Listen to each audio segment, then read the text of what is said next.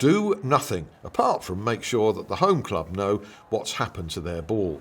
Before kick-off, the ball is handed to you and it's your responsibility to return it at the end of the game.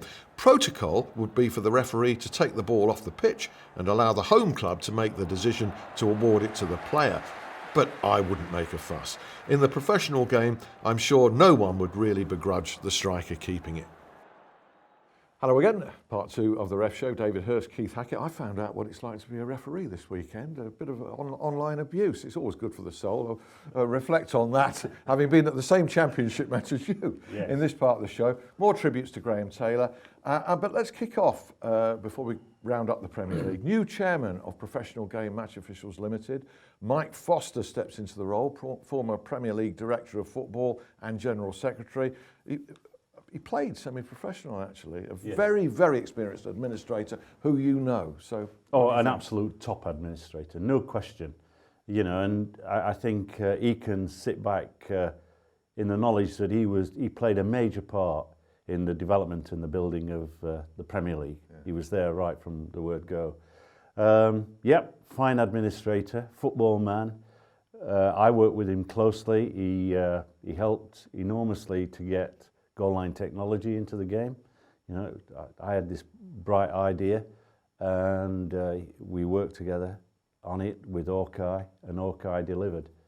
And we all know that's been beneficial to the game. I think that he's in a position now where he can influence change.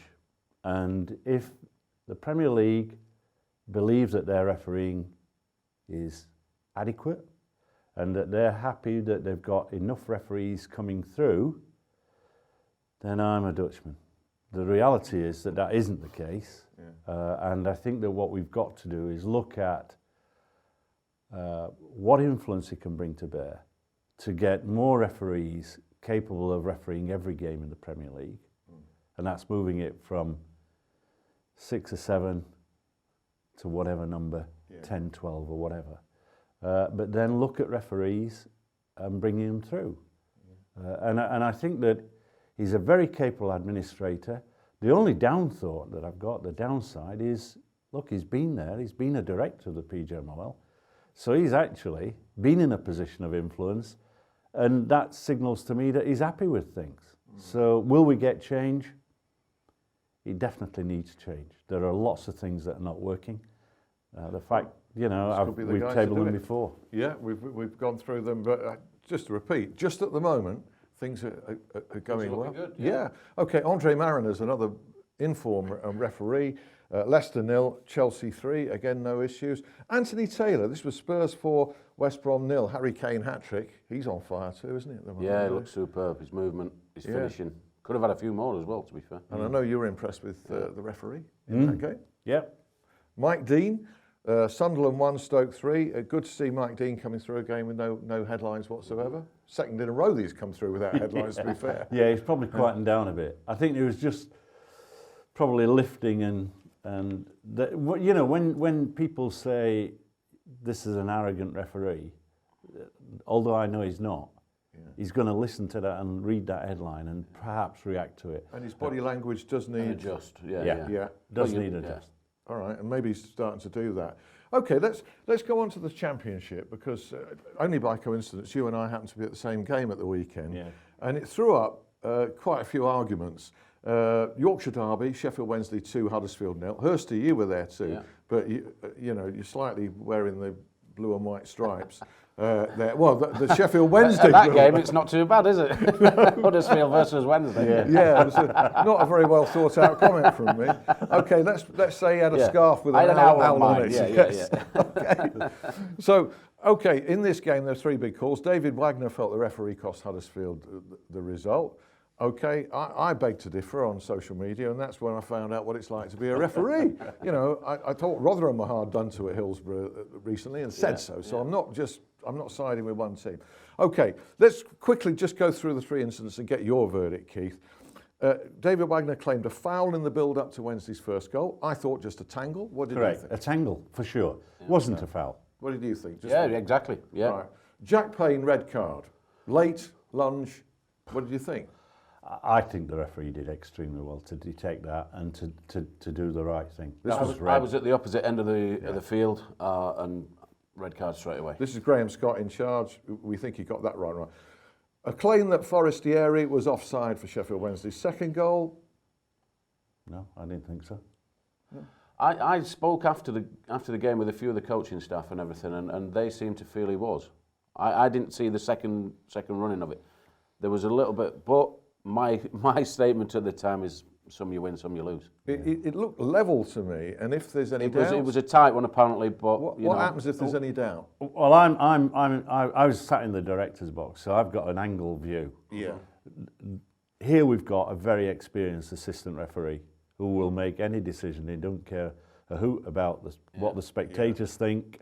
He takes some criticism at times, but he was in line. I looked and he was quite happy with it. His body language said he was happy. So that said to me, level, or one of those situations, if in doubt, he's going to give the advantage to the ball being allowed into the back of the net. And we should be allowed to agree or disagree without being abusive, shouldn't we, in football? But unfortunately, the reaction at times, people cannot disagree without being abusive. As a centre forward who played in front of 30,000, calling me all the names under the sun. That's just my own fans You've as got well, no by the way. sympathy at all. It does happen, unfortunately. Yeah. Just a word about the referee, because he's a Premier League referee, and he's one who's last year was brought onto the list, then suffered an injury, probably finished up with 4 or 5 games.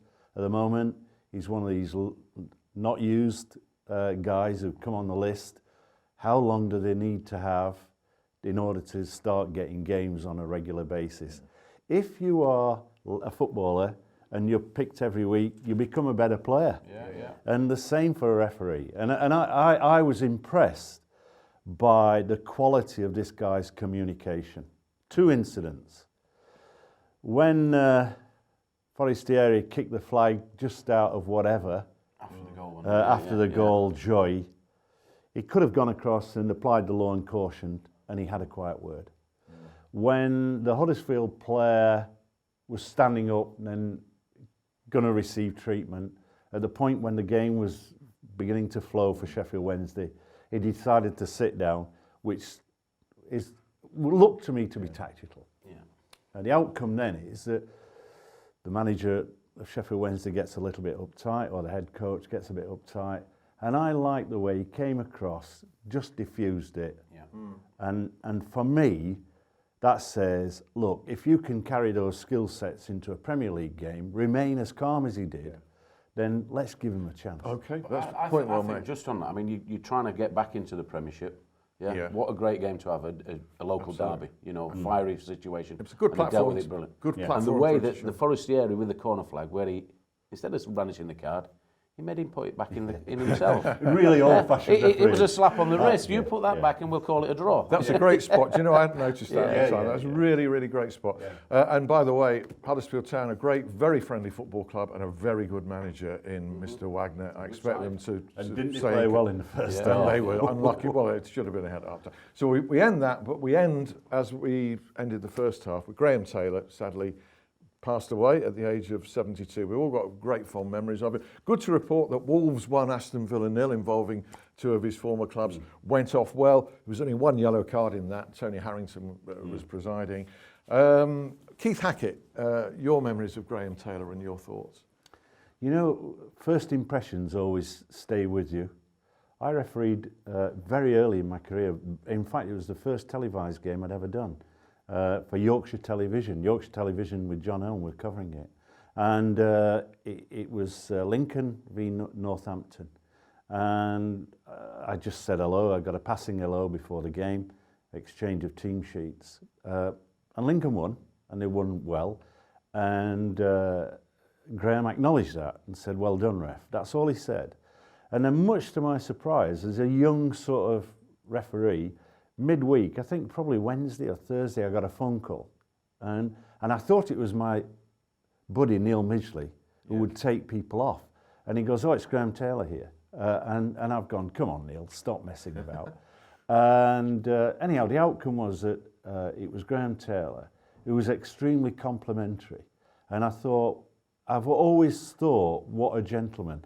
And every time I met him after that, it was always one of terrific respect. His standing in the game was just terrific, you know, and he was only a young guy. And, you know, fitting tribute from Keith Hackett to Graham Taylor. I think that's the person that so many people around the game knew, and let's be fair, they loved him, you know, and some of the treatment of him from my profession was disgraceful. That's all for you, other ref, but let's leave with a smile on Graham, and just remember Graham as the gentleman he was. David Hirst, well, you are as well, and Keith Hackett. Thanks for joining us. See you next week. Bye.